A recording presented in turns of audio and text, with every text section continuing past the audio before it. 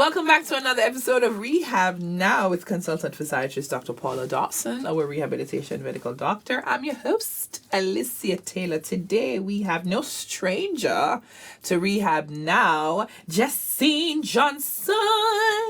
Hey girl. Hey. Hey doc. Hi guys. Hey guys. Hi listeners.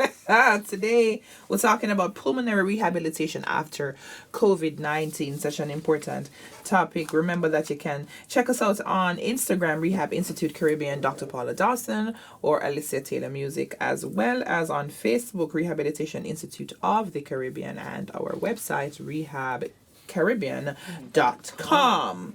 Great. So we're talking about pulmonary. I have to take a breath, you have to go That's with it. good. That's Yeah, man, good. thanks. I like that. I know, right? It's amazing. Praise God. The fact that I can take that breath, that's amazing. So we're talking about pulmonary rehabilitation after COVID-19. So where do we start, Doc? Is this one of the post-COVID conditions that is referred to as long COVID? It is. But before we get into that, let's talk about the pulmonary. Please. Yeah, what is the pulmonary? We're talking about, people might not even know. Yeah, like your lungs. It's your breath in my lungs. Right. Come on. So your pulmonary system, of course you have the lungs, the right and the left lung. Right? And you have within the lungs you have these little tiny sacs called alveoli. Okay. And let's start from the mouth. It's the respiratory system. So you Right. inhale and you go through the mouth. You go down through your windpipe, Jamaican people call it, the trachea, and then you have the two windpipe that bifurcate, which kind of go off to the left and the right. Yeah. Right. The bronchus, and then you have the bronchioli, and then they go down to the tiny little ones called the alveoli. And it is at that level where you have exchange of oxygen for carbon dioxide. So we breathe in, and we take the oxygen in, you have the exchange, and carbon dioxide will go out. Now, we need oxygen, as you know, for everything to live. Right. And so when we take a breath in, that's called ventilation. Okay. But respiration, a lot of people don't realize, is the exchange of the oxygen and the carbon dioxide at the surface, deep in the lungs, at those alveoli. So it happens within. So, but you have to take a breath to bring in fresh air with oxygen, providing the room or the space you're in has in oxygen. Because if you're in a room or you have, suffocating or high altitude where the partial pressure of oxygen is less, you tend to have more shortness of breath. You ever notice the reggae boys, when they go to play at Azteca Stadium, which is high altitude, they're very tired. They're out of breath. And so even when Jamaican track and field team travels to another place where the altitude is high, where the partial pressure of oxygen is less, there's less oxygen available. So you have to take more breath. So the lungs is what we're talking about, pulmonary system. So the rehabilitation that Jacine is going to help us to understand has to do with everything, has to do with the breathing in and the breathing out, the muscles that are associated with that. So you have the intercostal muscles and you have the diaphragm. Thank you. I know those. Yeah. Right. I know those muscles. And then you have, the upper part where you have the epiglottis that will control the ear going in and out. And so that's really the pulmonary system. How do we, that, and you have problems that will happen in the system, in the pulmonary, in the lung system, respiratory system. So that is really what pulmonary is all about. We're going to talk about what can happen in what has happened to people who have had COVID. Well, pulmonary rehab is not just for COVID, Jacine would tell you, for people with asthma, people with emphysema, COPD. I don't know what COPD is. Chronic obstructive pulmonary disease, people who smoked for years and have that heavy cough. People that gosh, man. I actually needed to cough, thank God I had to mention that. Listen. Need some immune active thing. You really do. You never turn on up to the show anyway. All right, so great. So that's the pulmonary system. And you say there are certain things that affect our pulmonary system. Yes. Can we now go to long COVID? Okay. That's one of them. One of them will affect. We want you to know that Jacine and the guys at Rehab Institute can help with pulmonary rehab, but it's not only for COVID. It's COVID now because COVID is topical. Yeah. But asthma, people with asthma, a whole heap of other people. Okay, but how do you help them? Okay. How do you help the people then? Without the long. Oh, you COVID? pluralize people. Yeah, man, you understand? That's how you go. just People, add you just them. add them. Yeah. That's what it is in Jamaica. Jamaica, You added right? them to pluralize. Right. So it really depends on what you're presenting with, and usually when Asthma. I'm just Okay. going to do like, pulmonary symptoms in general. Sorry, right? go ahead, right. So, sometimes you might have persons who are presenting with a cough, and that cough might be productive and persistent. Yeah, it's productive. So you have sputum coming up. So that's a cold. You You're have coughing what? up sputum. So the cold off of your chest. So that's productive. right. So Oh, call it's it a produce. Yeah. Produce the spit. Not the Yeah. spit, the mucus. The mucus is coming up off your chest. You know, when you have a cough Productive. on your chest, that's pretty much what it is. I like it. And Can you have dry coughs? yeah, you do have Oh, dry yes, coughs yes, as yes, well. Produces nothing. Yeah, and those can be very pesky. Isn't it? And those are very indicative of certain things as well. And then also you might have shortness of breath. Also, so I know persons with asthma tend to have that as well, and you have that wheezing. So even so, when you come in to see us, we have to auscultate. That's when you use our stethoscope and you listen to your chest. Doctor will tell you breathe in, breathe out. Want to listen, want to hear if there's anything going on down in the lungs. Because as Doc was telling you about, the bronchioles and your alveoli. So sometimes when you listen and when those are consolidated, so that means that there is something in there. So the cold might be in the lungs 1 minute, Doc. itself. You know, they are start throwing the words them so. At least you stopped her at auscultate. I didn't their face. Listen, I timed out right there. So That's what I was like, you're listening to the chest. That's what I was like, you're listening to the chest. Thanks. So auscultation is when you use the stethoscope Right. and you I didn't think there was a term for it other than listen to your use chest. it.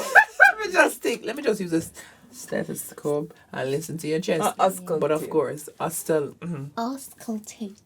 auscultate. Yeah, good girl. All right. So she was talking about consolidation now in the lungs, which is What is consolidation in the lungs? Right. Were your chest tight? no. Okay. But it can cause you to feel like your chest is tight as well. It's not just, Okay. go around that. But then also, so it's in the cold in the chest. So that's when you're having fluids or build up the sputum, the cold, everything is just down in the lungs, just not And you come out. feel as if you can't breathe. Right, That happened to me, because remember Happened to Doc me had already. mentioned the whole exchanging of the oxygen coming in and then you want In to that get space. right. Oh. So when you imagine the space where it's supposed to come is already blocked up with all kind of stuff that's not supposed to be Oh there. my So God, then it's therefore it's not being an effective exchange. Right? So that's why you're gonna feel shortness of breath, you're gonna feel you can't When it breathe. inspire me. Yes. Yeah, I when I love feel that. like when I do that doctor something here. I Feel told like you could, you keep telling me. You guys are inspiring me. Sorry, go ahead, Jacine. So when we auscultate and we listen, sometimes we have breath sounds, right? So it might sound different. Yeah. Right? So yeah. usually it can sound like there's wheezing Yeah. there. Sometimes person sound like they're snoring. You just hear just weird sounds that are not supposed to be, because usually you just hear air coming in and out, but it Just doesn't ear. sound like Yeah, that. yeah, yeah, sound so then constricted. where we come in now, so when we listen and we hear those things, we have different techniques that we can use to help you to Like, get thump them to them back. yeah. we do not. I'm telling I'm you. telling you guys. Tell her the name of that. So, Cupping. so we have percussion. Thank you. And copying, right? But So not I going don't know, bad. sometimes when you go to the hospitals, and that's how sometimes doctors and nurses know that the physio is on the ward, because you keep hearing this slapping sound and people like think we're Not they're thumping, beating up not people. thumping. Cup your Yeah, hand you like cup that. your hand. You cup your hand I'm and doing you my slap, son. right? And you slap. So basically, No, when you hit your son, that is not copying. No, man, I'm a cupping man when him Breathing. yeah. So okay. you knock your Man, back. just have some wheezing Right. thing. So this basically that's what we're doing, and we're doing that to help to Okay. clear the Or airway, break up the- break up the oh. secretions, all of that, because sometimes it can be very thick. So we have to work in conjunction with the doctors as well. So doctors like to prescribe mucolytics, as we call it, just to help to Lytic is yeah, to cut. lytic. So So break it up, cut it up. All right, so what Free she's alluding to is whenever you have, whether it's an allergic reaction, because you can Yeah. have mucus in your lungs without a viral infection All right. or a bacterial infection. right. Or so it's an inflammation. So anything that causes inflammation causes fluid production. So the little sac that I referred to in the beginning, the alveoli, is air that's on one side and then the lung tissue on the other. Anything that blocks the air will block your oxygen from going through that interface. And so, as Jacine mentioned, it could be fluid, it could be just clear mucus, whether it's the viral infection. I think I'm having a little mucus build-up as well. Me too. Right, but that mucus, as Jacine alluded to, it can get infected with bacteria, and you get almost like those productive brown. You ever know when you cough, sometimes it go from clear to to Yeah, man. yellow to brown and thick. Sometimes I'll green. Yeah. Yes, That's how green we before know. brown, right? Yeah. And so, I'm glad you say that, because what Jacine said, the mucolytic, if it's thick, we can't mobilize it. You can't expectorate. So expectorate is another word for spit. Got it. So you can't... Like expectorate. Yes. More than spit. Spit no sound cute. Nope. That's why they call it DPH expectorant. Expectorant. It I was this old when I knew. yes. Wow. So what it does is, when the mucus is too thick, you can't bring it up. So you need something to kind of soften it to make it now watery. So you can use medication. Jamaica, one of the things we usually use, it can be guaifenesin, which is really like garlic. Not that you mustn't drink garlic, but garlic is a mucolytic. Guaifenesin, a lot of medications will have that in it. You have bisulfan and some other high-end ones that they use in the ICU. But essentially, before we can get that thick mucus out, you must be able to have the mucus thin, and you must have a good cough. And so the therapist will help.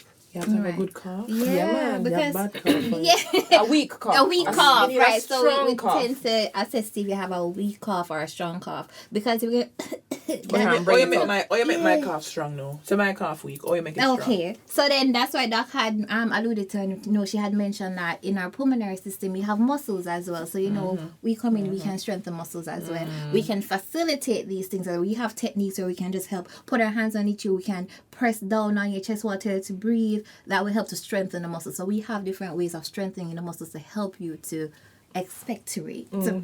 One of the bigger muscles of ventilation is your diaphragm, Oh, yes. right? And so Oh, you have the yes. intercostal muscles that will have the ribs. Primary inhalation muscle. Isn't it? Correcto mundo.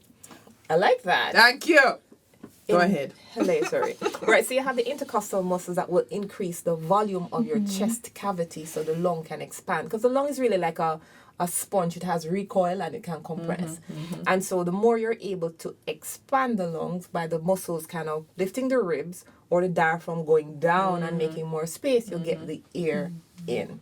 Right? And so that's important for the therapist to teach you how to breathe, ventilate. Sorry, so remember I told you, ventilation is bringing air in and out, and respiration is the exchange of the oxygen and the carbon dioxide. My God. Interesting, eh? I'm just We like... have something called diaphragmatic scoop, where we can just help you scoop. No, you right have to go on. teach me scoop. Yeah, Yes, scoop. Yeah, I love teach to me. see the therapists do that. That one is amazing. Me can't believe it. We're actually on a break and we're reaching no in a topic yet. We're still at top about the lungs. God, stay with us, please. Yes.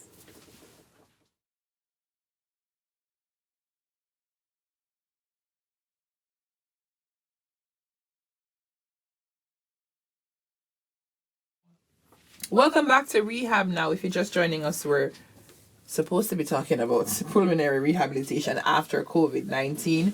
Somehow we don't reach COVID-19 because we're still talking about the, what do we call it? Is that the pulmonary respiratory system. Okay, the pulmonary respiratory system.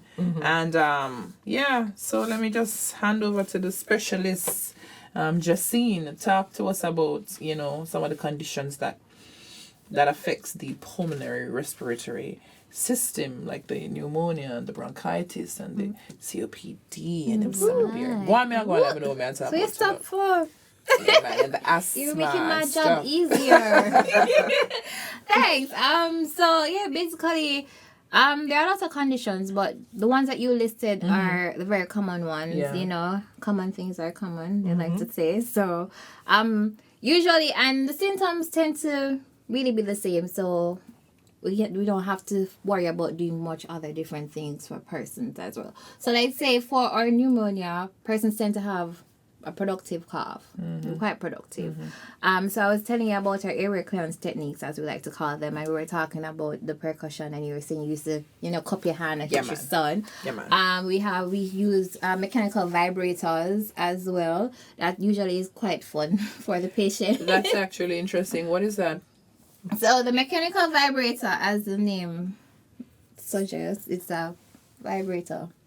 With a cup at the end. With a cup on the end. Where you place it? So on the chest wall. So remember I told you when we auscultate, we listen to where we might hear weird sounds going on, right? So wherever we hear those weird sounds, we like to focus on those areas. So you can either use your hand to cup or you can use a mechanical vibrating. We actually have manual vibrating too. We use our hands and we're shaking, but I mean it's 2022 so what now. It breaks up. So it breaks up the mucus. The mucus to help them to cough it up. Then also, we do postural drainage. So basically, we turn you into different positions. So to angle you a certain way, so we can help the flow just to run down into. You guys are incredible. You know that. Yes, tongues.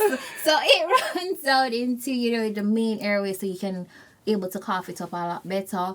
And then also we do from massage thingy. Yes, Tell me about Doc that. loves hair. Exactly. Yes, I love to see that one. So all right, so you love to see, but it's actually not that comfortable for patients. To be honest, So what happens is that right under your diaphragm, we like to under the rib cage. Yeah, right on the rib cage. Where it curves upwards into that nice little C. So we like to place our hand under there, and when you're breathing in, so we just make you do a few breaths just to get comfortable, and then when you're about to exhale, then we scoop on it, so that helps to just push everything Yeah, man, up. that's nice then at all. But afterwards, I'm sure they're It's clearer. effective though, but it's not that nice. We have techniques that we can teach you to do for yourself. Like we have something called autogenic drainage. So then basically you're working through the cycle of breathing. So we have you just exhale. So it tells you to breathe all the way out. So you're letting out everything out of your lungs, right? And then we just tell you take a small breath in.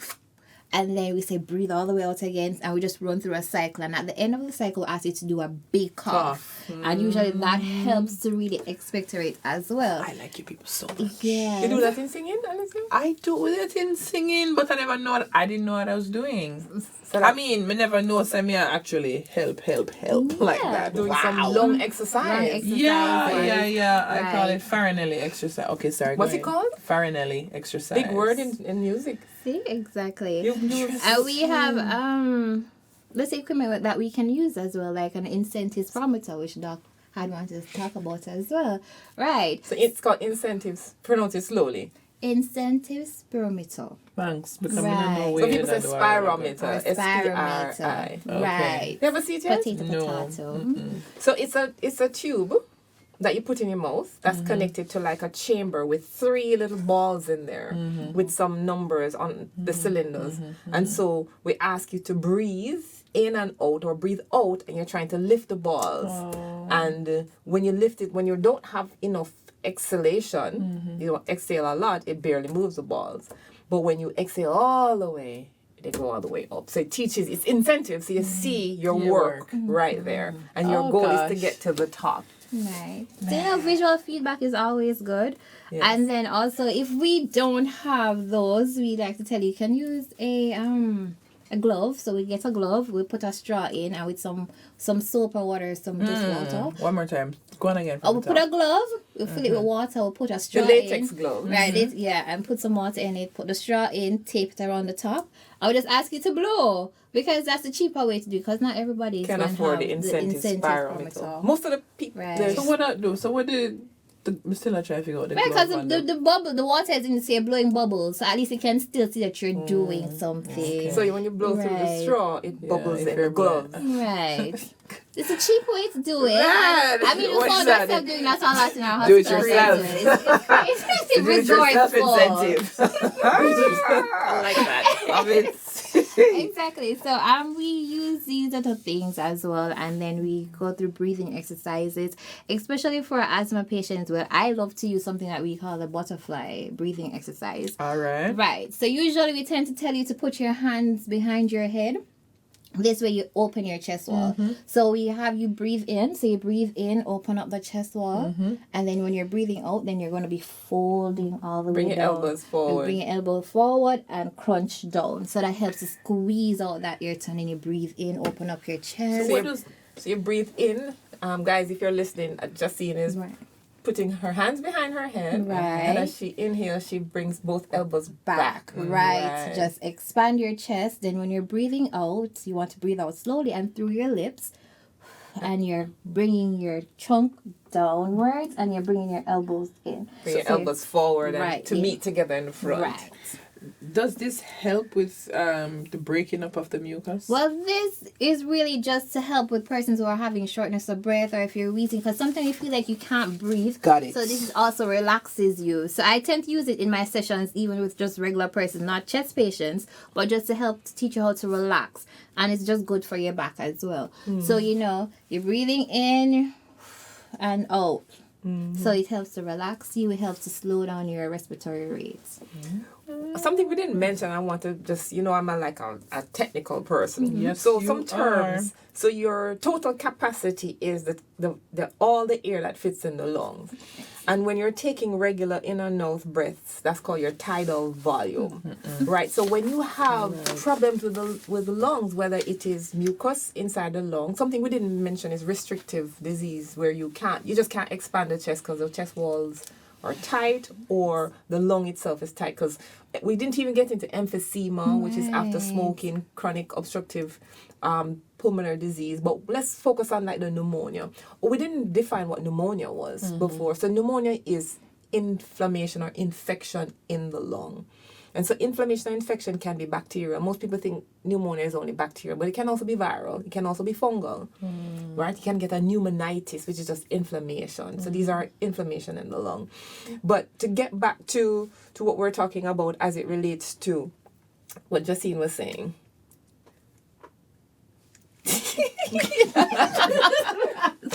Right. So we're having our restrictive and obstructive disease. So we're talking about our pneumonia. Right. So the tidal volume is when you breathe in and out. So it kind of goes up and down and up and down. So when you do rehab therapy at the Rehab Institute of the Caribbean with Jacine and the team, your tidal volume will get bigger, right? So you don't have shortness of breath anymore. So you're able to have bigger breaths, right? You have something called your vital capacity, which is how deep you can breathe in, right? Deep. So you have the tidal volume, which is your regular volume, your everyday breathing, and then when you take a deep breath and expand your lungs as much as you can, that is what pulmonary rehab is all about, to try and get your lungs to expand so you can inhale maximally and exhale maximally. Right? So pulmonary rehab is very, very important. The thing though, you see, when you have pulmonary disease, it can give patients anxiety. Yeah. We find people with pulmonary disease. Because imagine if you can't breathe, you're going to be quite anxious. I'm telling you, automatically you feel like, oh gosh, I'm dying. Yes. And it makes things worse for you. And you panic. Yeah. Right. Yeah. So that breathing exercise would be good just to help you to relax, calm down, slow your breathing. So it has, Yeah. Some of the things we work with the therapist is, all right, so one of the things I didn't mention are the breath sounds, right? So you have sounds that may come from your trachea, like a stridor, meaning something is obstructing the trachea. Then you can have bronchial sounds, which are heavier. And then when you go down into the smaller chambers, you can get crepitations, or you can get a rhonchi, which is wheezing. So that's like the airway is now narrowed. And like whenever you're passing air through a tight space, it kind of whistles. Right? It kind of whistles. And if there's wet, like water mucus in the lungs, you'll hear the wet sound. We actually call it like a wet lung. Right. So that's some of the things we hear when we auscultate. All right. I tend to tell singers this, and since we're up on the lungs. Alicia Taylor, guys, she does vocal lessons. AliciaTaylorMusic.com. I used to take vocal lessons with her, but we still need some. Get out, wouldn't do that today. Yes, I tell him, if I can hear your breathing, as in if we can hear sounds when you're breathing, then something is off and something is wrong. And I tell them that usually, like if they're doing clavicular breathing, which is shallow breaths, I think, because it's from your chest. If we can hear it, then it means there's something kind of off. Right? Or you're wrong. You're right or you're wrong. Yeah. Well, right. it depends. 'Cause if you're taking a breath very quickly, like when you're running and you're exercising, it's just air going fast through a small area. That's fine. Right. That's not what I mean. I mean, like when you can hear, like, do you see like when you say rhonchi or bronchial sounds when them a breathe? Because sometimes, okay, For example, preachers. Whenever I preach, and then,